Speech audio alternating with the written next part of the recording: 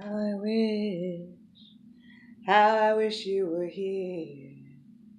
We're just two lost souls swimming in a fishbowl, year after year.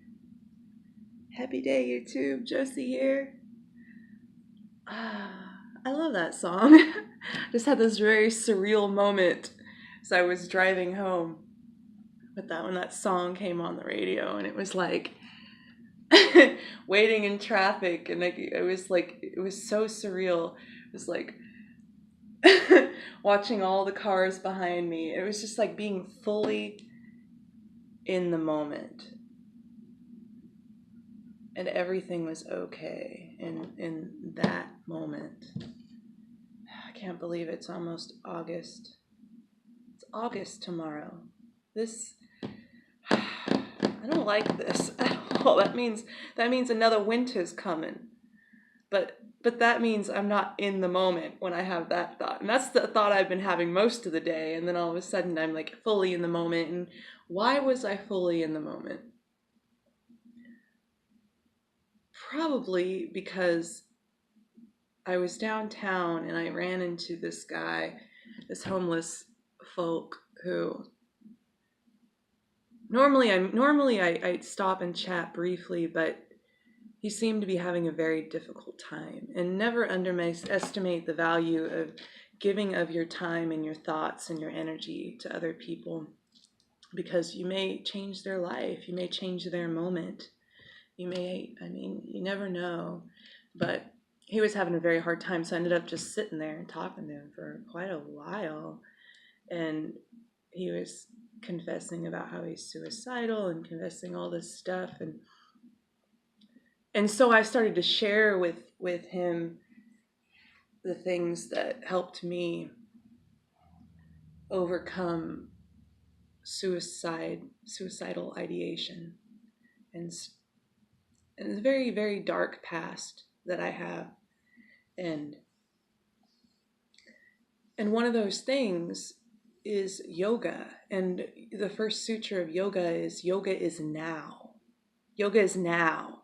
If Atha, if you can be in the now, you have mastered yoga. How hard is that to be in the now? Typically, when people are suffering from depression and anxiety and a lot of those things, it's because they're living in the past or the future. And we're all guilty of this. We live in the real world. It's pulling us to think about the past or the future, and it's very difficult to live in the now. And how do we bring ourselves to the now? We breathe. We remember to breathe. For me, it helps to breathe and observe instead of like succumbing to my thoughts of, oh, this sucks, or life is hard, or everybody hates me. These were a lot of the words that this person was using, like everyone hates me and all of this. And it's like, instead of succumbing to those, succumb to the now through the breath. Like in this moment, there's no one around you that hates you. Cherish that, because that is all you have.